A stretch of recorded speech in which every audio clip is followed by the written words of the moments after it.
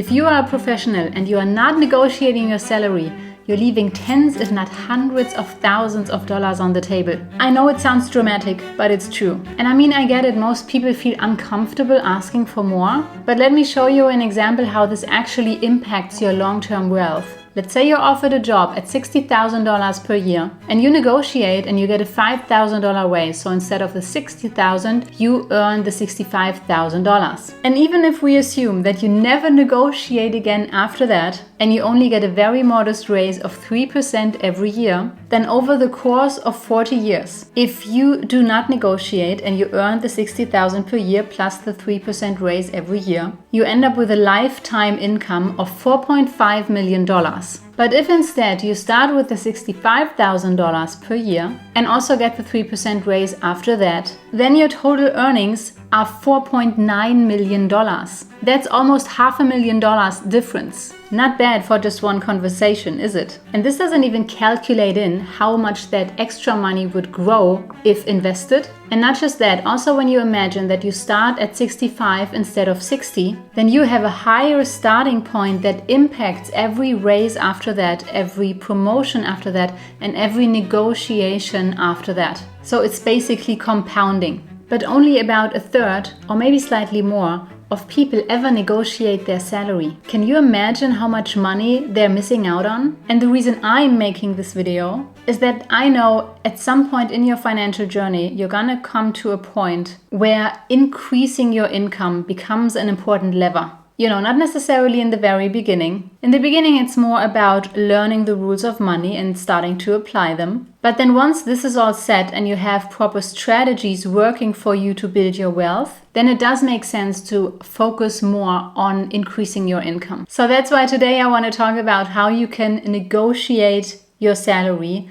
in order to increase your income. And the way I want to do is we're going to start with how to not negotiate your salary, then with the preparation, and then we'll talk about 3 different scenarios. Scenario number 1 is you're starting a new job. Scenario number 2 is you're asking at your current job. And scenario number 3 is you are switching jobs. And throughout the video, I'm going to share different resources from experts in this field that you can check out later after this video. If we haven't met, I'm Sophia. I've been learning about money and investing for more than a decade. And here on this channel, we explore the strategies how to build wealth without living frugal. And I mean, let's be clear. The more money you make, the less frugal you have to live. That's why I'm starting this little series on increasing your income. And now without any further ado, let's dive in. Here is how to not negotiate your salary.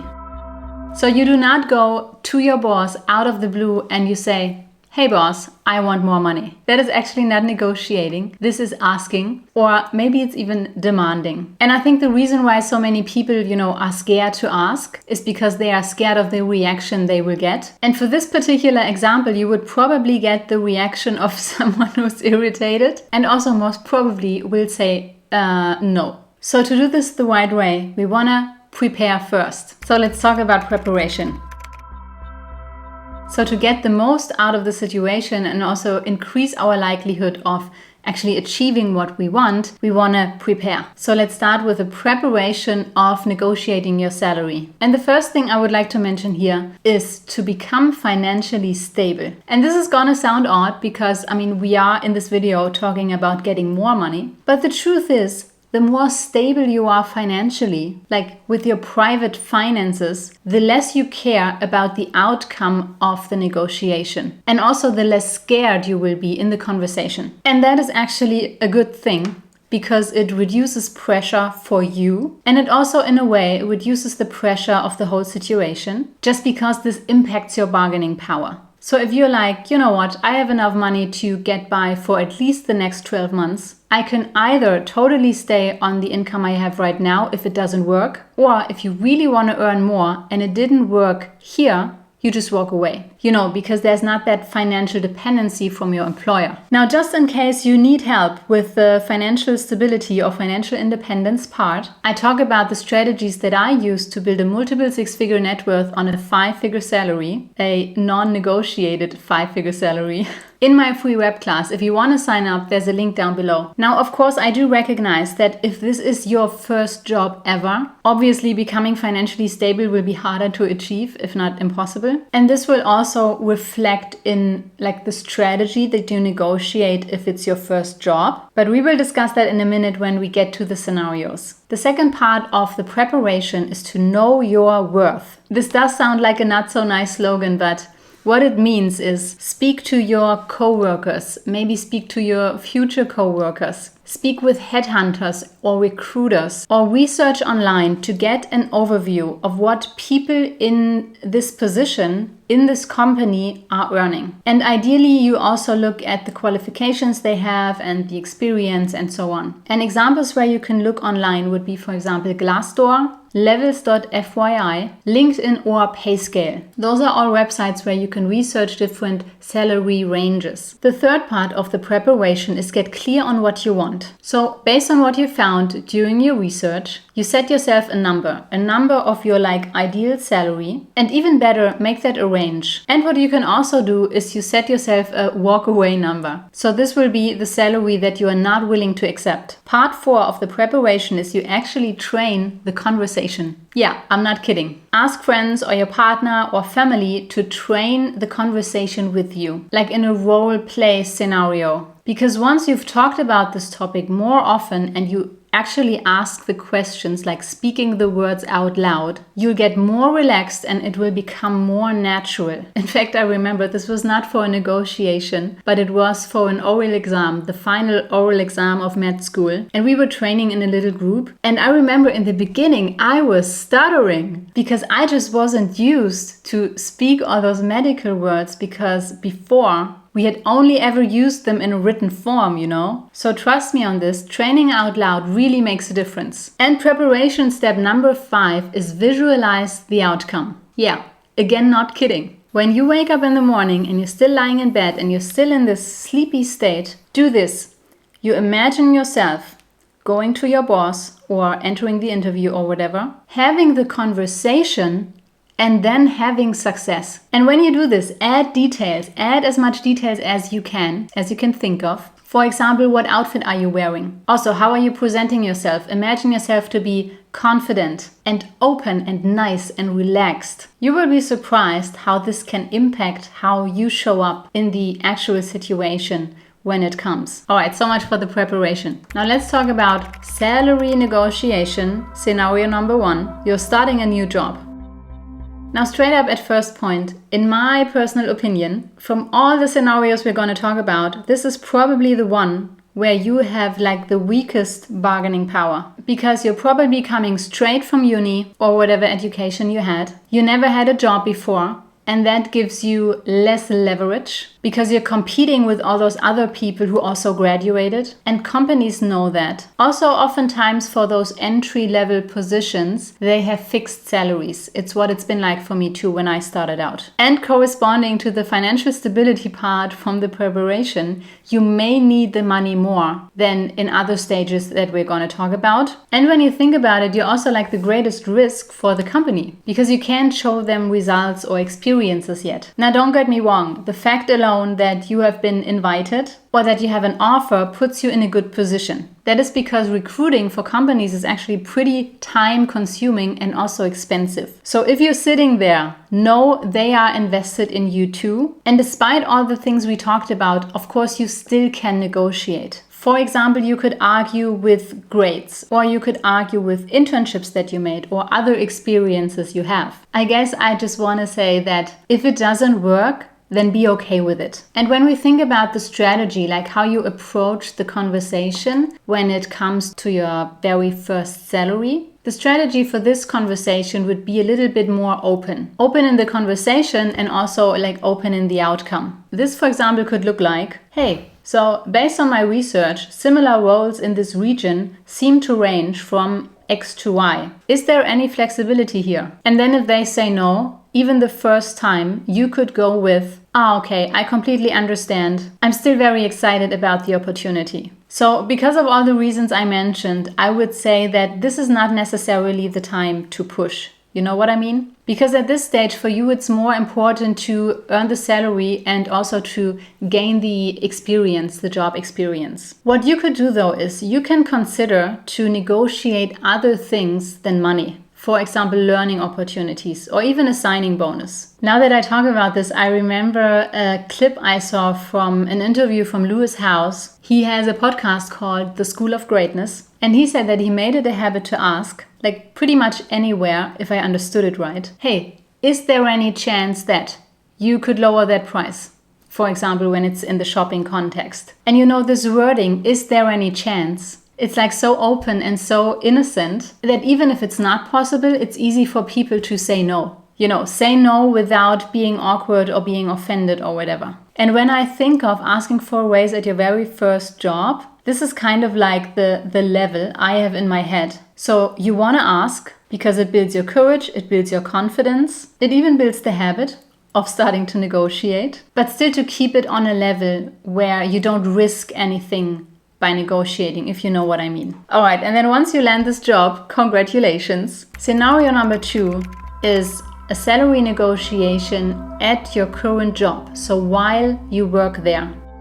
And I think the situation is easier because you already got the job, you're already making money, you're already working on your financial stability in private. That makes you more independent bit by bit. And you're also already providing value for the company. And with all of those factors, your bargaining position just gets so much better. And now how I would say this would work is performance-based. So not even here, you just go to your boss out of the blue and say, hey, I would like to have more money. It's more like you make it conditional. And this could look like you either make an appointment or you ask your boss whenever, you know, there's a nice opportunity coming up. And then you ask, for example, hey, is there a typical timeline for promotions? Or I think it's legitimate to talk about the money part and to say, you know what, I would like to earn more money. What could I do to achieve that? Or you use a third angle is what would be important for the company to achieve in the next and then some time frame. And then based on the answer you will get, first of all, you already mention it, but without demanding at the moment, which I find is a very nice way to do that because it's preparing them, but without them having to make a decision right now. And because it's about performance, it's not them thinking, oh, we have to give, but we're getting something in return. And I think that's very important for any negotiation, is to pay attention to that. Okay, what do they get out of it? And then you can go so far as to sit down with your boss and set specific goals.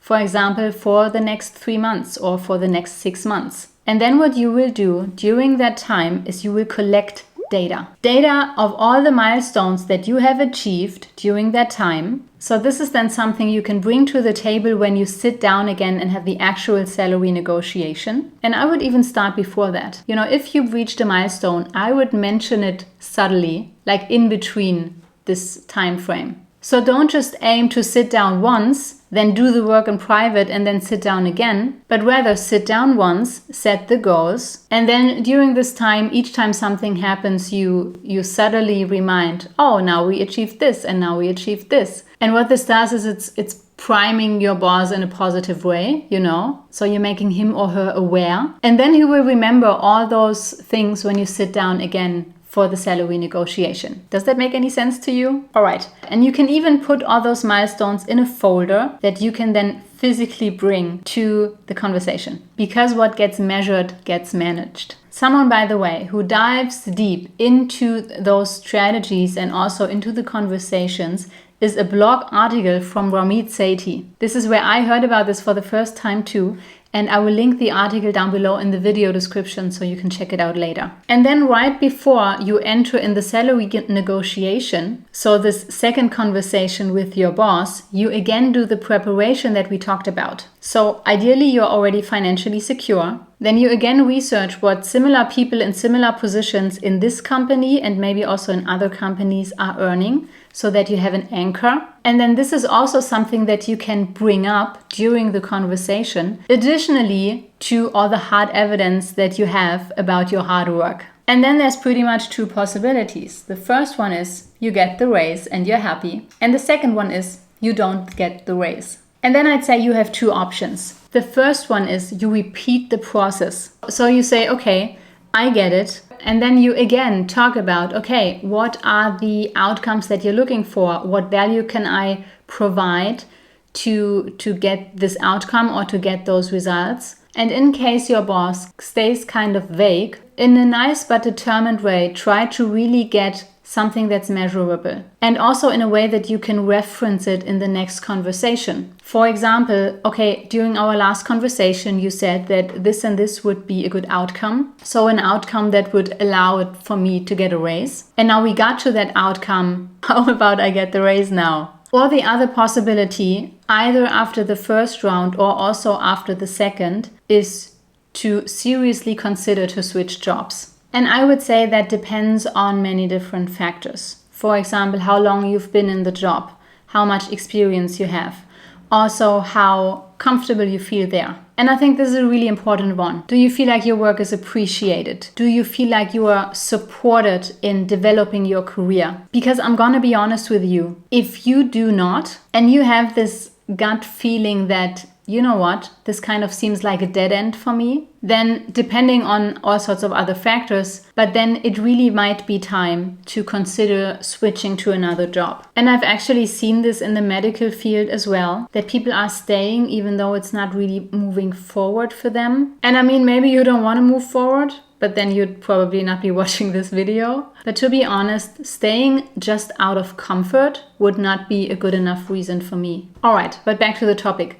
Another source that I want to mention is a book. It's from Chris Voss and it's called Never Split the Difference. Now, Chris Voss is a former FBI hostage negotiator. So this man really knows about negotiation. And as part of your preparation, I recommend that you read it or you listen to it. I linked it down in the video description as well. I think it's going to help you how to think about this in whole and also how to approach your boss during this process. All right, and then if you decide to switch jobs, that brings us to scenario number 3 of salary negotiation when you're switching jobs.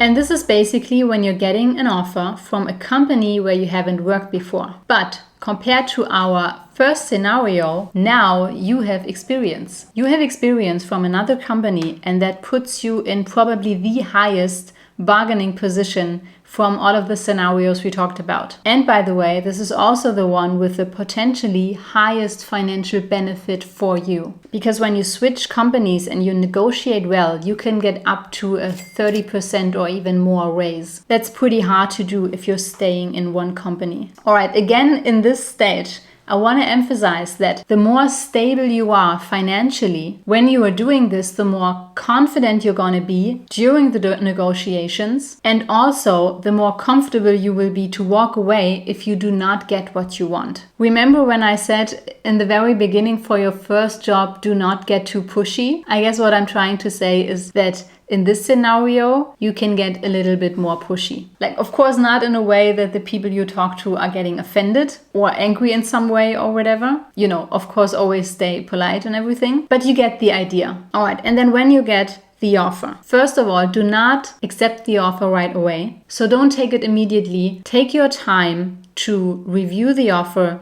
think about it, and again, prepare. And also know that at this stage, when you get an offer from a company who offered you the position, they are already highly invested in you. Because again, recruiting for a company, time-consuming and expensive. They want to fill the position. They already communicated that you are their top candidate and they want to hire you. And they will even expect you to negotiate. And then again, like in all the other scenarios, you prepare for the conversation. First of all, research everything you can and that is relevant about the company you're about to have the conversation with. Now, you probably already have that from the time where you researched, which companies to apply to. Then you could also prepare some questions you could ask them. And just a quick reminder, again, practice the talk and also do the visualization. Now for this one, I also found some videos from a recruiter and also from Chris Voss, we already talked about, and also from Jordan Peterson.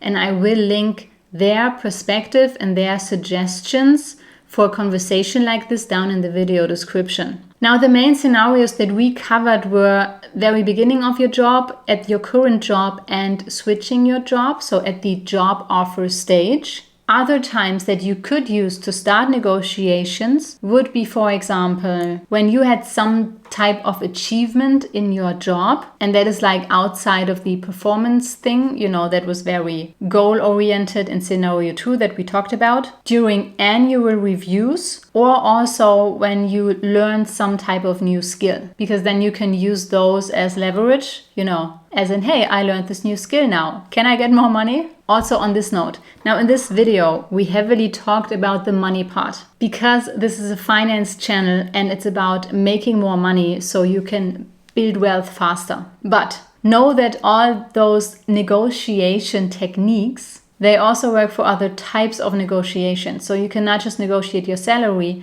but also signing bonuses, holidays, flexible working hours, learning opportunities, or special types of qualifications, and so on. So this simply depends on what's more important to you. So I hope this was helpful for you. If you've ever negotiated your salary or you're about to negotiate your salary, maybe even based on the recommendations of this video, let me know in the comments. If financial stability or security is still the reason keeping you from starting to negotiate, then quick reminder for my free webinar, link down below. As I already mentioned, this video is part of a series about different methods to increase your income. So if you don't want to miss the next one, subscribe if you aren't already. Wish you a wonderful rest of your day, and I'll see you in the next video. Bye bye.